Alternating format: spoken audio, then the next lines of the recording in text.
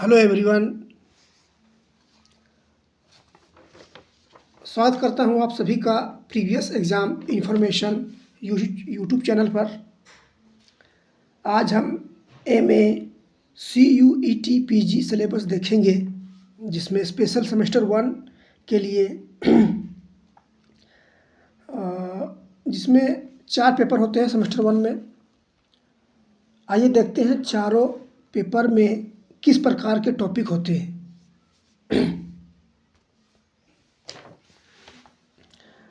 इसमें total 70 number का marks होता है और 10 नंबर का ऑब्जेक्टिव आता है हर पेपर में, और 5 क्वेश्चन जो होता है वो लिखित होता है, जिसमें एक बी ऑप्शन का भी क्वेश्चन होता है। उसमें आपको 3 गुने 4 बराबर 3 प्रश्न का उत्तर देना पड़ता है, तब आपका 12 नंबर आएगा। इसी तरह 12 नंबर का 4 क्वेश्चन और होगा, तो 12 चौके 48, और यहाँ पर 4 क्वेश्चन और बना दीजिएगा 48, तो आपका हो जाएगा 60। आपका 60 हो जाएगा। ठीक है दोस्तों, तो आपका 60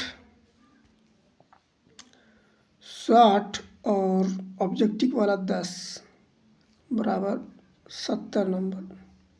लेकिन आपका अनिवार्य रूप से ऑब्जेक्टिव क्वेश्चन का उत्तर देना है, उसके अलावा 5 आंसर लिखित रूप से देना है। आइए हम आज MA का सेमेस्टर 1 का सिलेबस देखते हैं। पहला पेपर है इतिहास लेखन की अवधारणा।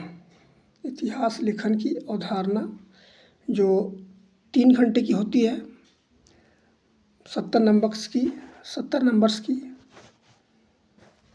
आइए देखते हैं क्या क्या इसमें दिया है। यूनिट A में दिया है इतिहास का अर्थ एवं क्षेत्र, और दूसरे नंबर में है इतिहास के साथ अन्य विषयों का संबंध, पुरातत्व शास्त्र, भूगोल, राजनीतिक और शास्त्र अर्थशास्त्र। यूनिट B में दिया है कार्यकरण संबंध। यूनिट B के दूसरा में दिया है सामान्यीकरण, और यूनिट C में दिया है इतिहास में वास्तुनिष्ठता। यूनिट C के दूसरा में देखिए प्रत्यक्षवाद। यूनिट D में यूनान रोमन इतिहास लेखन। यूनिट D का दूसरा में दिया है भारतीय इतिहास लेखन। कल्हन, बर्नी, अमीर खुसरो, अब्दुल फजल, इन लोगों में आपको नहीं आएगा। इन पर लेख लिखने के लिए कल्हन के बारे में, बर्नी, अमीर खुसरो, अबू फजल, जो शॉर्ट नोट्स होता है इन्हीं के अनुसार आता है। इसमें आपको 3 शॉर्ट नोट्स लिखने होते हैं जो 4-4 नंबर के होते हैं, तो आपको 12 नंबर इसमें मिलता है। ठीक है, और लॉन्ग टर्म जो क्वेश्चन होते हैं वो 12 नंबर के होते हैं, तो ये आपको कम से कम 4 ठो बना देना होगा। 4 ठो बनाइएगा तो आपका इसमें हो जाएगा 48 नंबर। 48 और 12 हो जाएगा 60। 60 नंबर आपको डील करना है। 5 क्वेश्चन आएगा उत्तर लिखने के लिए MA में, लेकिन ऑब्जेक्टिव जो है 10 नंबर अनिवार्य रहेगा। इन लोग दोनों को जोड़ दीजिएगा तो 70 नंबर हो जाएगा। ठीक है, चलिए यूनिट D में देखते हैं साम्राज्यवादी एवं राष्ट्रवादी दृष्टिकोण। यूनिट D के दूसरा में देखते हैं मार्क्सवादी दृष्टिकोण। मार्क्सवादी दृष्टिकोण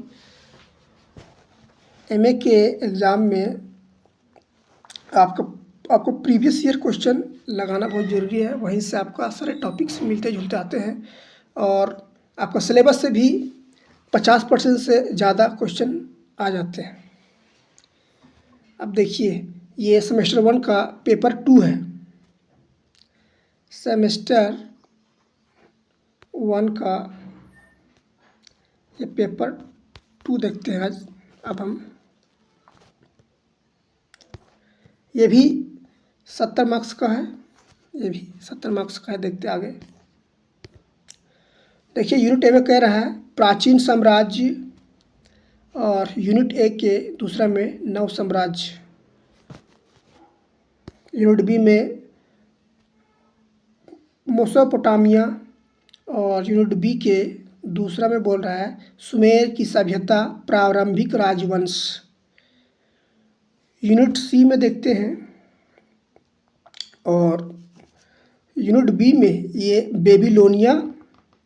बेबीलोनिया और हम्मुरब्बी की विधि संहिता, हम्मुरब्बी के राज सिंहासन के बारे में पूछेगा, बेबीलोनिया का राजधानी पूछेगा। ये सब आपका शॉर्ट नोट्स में जरूर पूछता है। और यूनिट सी में देखते हैं हम लोग केसाइटस, ये हो गया केसाइटस। आसीरिया, चीन के बारे में लेखन पूछेगा, चीन के बारे में चीन के बारे में मध्यकालीन स्थिति का लेख लिखिए, वो इस सब के बारे में पूछ सकता है। अब यूनिट डी में देखते हैं, यूनिट डी में चीन पूछ सकता है। संग वंश, सामाजिक आर्थिक एवं धार्मिक स्थिति। चाउ वंश, सामाजिक और आर्थिक स्थिति पूछेगा। संग वंश की सामाजिक एवं आर्थिक स्थिति का विवेचना करें। चाउ वंश की सामाजिक एवं आर्थिक स्थिति का वर्णन करें। इस प्रकार से आपका लॉन्ग टर्म में 12 नंबर का पूछता है। यूनिट ई में देखते हैं यूनान देखते हैं। ए में लिखा है होमर युग एवं एथेंस की प्रजातंत्र, होमर युग एवं एथेंस की प्रजातंत्र। और यूनिट ई के बी में स्पार्टा का संविधान, ये आपको डेफिनेटली पूछेगा, स्पार्टा का संविधान पूछता है। इसमें 12 नंबर का इसको भी रख लीजिए, लिखिएगा स्पार्टा का संविधान क्यों लागू हुआ। तो स्पार्टा का संविधान जो लागू हुआ था वो मुस्लिमों को रोकने के लिए, मुस्लिम का धर्म प्रचार रोकने के लिए यूरोप में लागू किया गया था। ठीक है। अब हम एमए के सेमेस्टर 1 के पेपर 3 के बारे में देखेंगे। सेमेस्टर 1 का पेपर 3 देखेंगे। ये पेपर 3 है सेमेस्टर 1 का। ठीक है, ये भी 70 मार्क्स का है। आइए देखते हैं। यूनिट ए में लिखा है सामाजिक स्थिति एवं कृषि संबंधी संरचना, सामाजिक स्थिति एवं कृषि संबंधी संरचना। और यूनिट बी में लिखा है व्यापक एवं वाणिज्य। यहाँ पर देख लेते हैं कौन सा विषय से पूछ रहा है ये। मध्यकालीन यूरोप की समाज, ये मध्यकालीन यूरोप की जो समाज की स्थिति थी उससे संबंधित ये क्वेश्चन नीचे, उससे संबंधित ये टॉपिक नीचे दिया हुआ है। ठीक है। मध्यकालीन व्यापार एवं वाणिज्य, मध्यकालीन सामाजिक स्थिति, मध्यकालीन यूरोपीय कृषि संबंधी संरचना, मध्यकालीन यूरोपीय व्याकरण एवं वाणिज्य की स्थिति यूरोपीय मध्यकाल के दौरान। सरलमा का राज्याभिषेक, मोस्ट इम्पोर्टेंट क्वेश्चन ये है, लिख लीजिए। सरलमा का राज्याभिषेक, सरलमा धार्मिक एवं धर्म संबंधी नीति, सरलमा का धर्म एवं धार्मिक संबंधी नीति। ये यूरोपीय मध्यकालीन स्थिति के दौरान सरलमा का धार्मिक स्थिति क्या था, सरलमा ने धर्म परिवर्तन कैसे किया और सरलमा का राज्याभिषेक कैसा हुआ, इस बारे में पूछता है। यूनिट सी में देखते हैं समानतावाद, उत्पत्ति व प्रकृति। मध्यकालीन यूरोप में समानतावाद की उत्पत्ति कैसे हुई, मध्यकालीन यूरोप में समानतावाद की प्रकृति क्या थी। यूरोपीय मध्यकालीन में समानतावाद के पतन के कारण क्या थे? पतन के कारण ये यूरोपीय मध्यकाल के दौरान के पूछ रहा है, ठीक है। यूनिट डी में देखते हैं मध्यकालीन विश्वविद्यालय पूछेगा मध्यकालीन यूरोप में विश्वविद्यालय की स्थिति क्या थी, ये भी पूछ सकता है। यूरोपीय मध्यकालीन में विश्वविद्यालय का विवरण दे, ये पूछ सकता है, या विवेचना करे। मध्यकालीन नगरें, यूरोपीय मध्यकालीन के दौरान मध्यकालीन नगर के बारे में पूछेगा। यूनिट ई में देखते हैं हम धर्म युद्ध के कारण एवं प्रभाव। यूनिट में देखते हैं धर्म युद्ध के कारण, मध्यकाल में धर्म युद्ध क्यों हुआ था, इसका क्या कारण था, क्या प्रभाव पड़ा समाज में, जैसा भी पूछ सकता है। पद प्रतिष्ठान कारण व परिणाम, ये भी पूछ जाता है ये 12 नंबर का पूछता है। लगभग आपका सिलेबस से क्वेश्चन पूछ ही लेता है।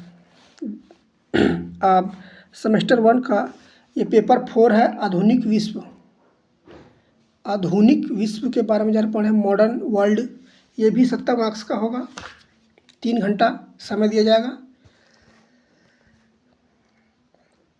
आधुनिक वर्ल्ड में हमको पढ़ना है संधि व्यवस्था, आंग्ल रूस, जर्मनी, ऑस्ट्रिया, रूस और साइबेरिया। यूनिट ए के दूसरा में देखेंगे आंग्ल जापान संधि, रूस जापान संधि। ये आपको डेफिनेटली पूछ ही लेगा, 12 नंबर का पूछ ही लेता है, या फिर 4 नंबर का जरूर पूछेगा। आंग्ल जापान संधि के क्या कारण थे, आंग्ल जापान संधि से जापान की क्या स्थिति हुई, रूस जापान का युद्ध के क्या कारण थे, ये आपका 4 नंबर का पूछ सकता है, या फिर 12 नंबर का एक लेख मांग सकता है।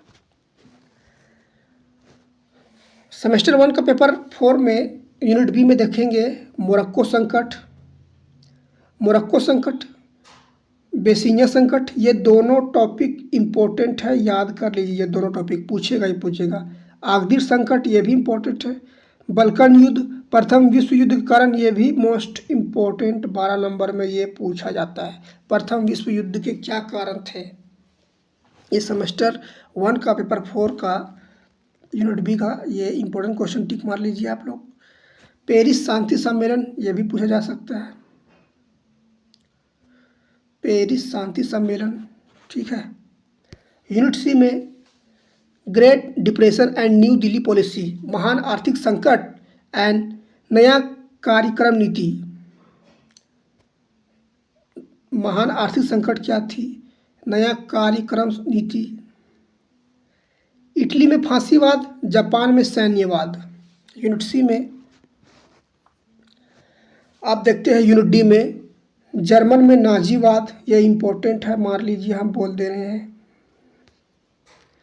द्वितीय विश्व युद्ध के क्या कारण व प्रभाव, ये भी 12 नंबर के पूछे जाते हैं, इम्पोर्टेंट है। वहाँ लिखा रहेगा, ना क्वेश्चन देंगे, दिया रहेगा 12 नंबर का, जिसमें से लिखा रहेगा किन्हीं 5 प्रश्नों के उत्तर दे, तो आपको ये भी आप 5 प्रश्न का उत्तर दे सकते हैं, तो आपका हो जाएगा 12×5 = 60 नंबर। अगर आप चाहते हैं कि नहीं हमको शॉर्ट्स नोट्स भी डील करना है, तो उसको भी आप लिख सकते हैं, जो 4-4 नंबर का होता है, 3 क्वेश्चन उसमें बनाना होता है। यूनिट ई जो सेमेस्टर 1 का पेपर 4 है, उसमें क्या दिया है देखते हैं। ये देखिए, संयुक्त राष्ट्र संघ एवं विश्व शांति की अवधारणा, संयुक्त राष्ट्र संघ एवं विश्व शांति की अवधारणा पूछेगा। संयुक्त राष्ट्र संघ के दो टिप्पणी लिखे, महासभा के बारे में पूछ लेगा, सुरक्षा परिषद के बारे में पूछ लेगा, अंतर्राष्ट्रीय न्यायालय के बारे में पूछ लेगा। ये शॉर्ट्स नोट्स में पूछ सकता है। संयुक्त राष्ट्र संघ के जो सदस्य बने उस बारे में पूछ सकता है। और चीन की साम्यवादी क्रांति, ये भी पूछ सकता है 12 नंबर का, चीन का साम्यवादी क्रांति। इस प्रकार हमारा एमए सेमेस्टर 1 का सिलेबस जो है, पेपर 1 में 4 पेपर होते हैं, सभी को हमने अच्छे तरीक़े से बता दिया दोस्तों। अगर आपको वीडियो अच्छा लगा है तो चैनल को सब्सक्राइब कीजिए और अपने दोस्तों के साथ शेयर भी कीजिए और वीडियो को लाइक भी कीजिए। Thank you, take care.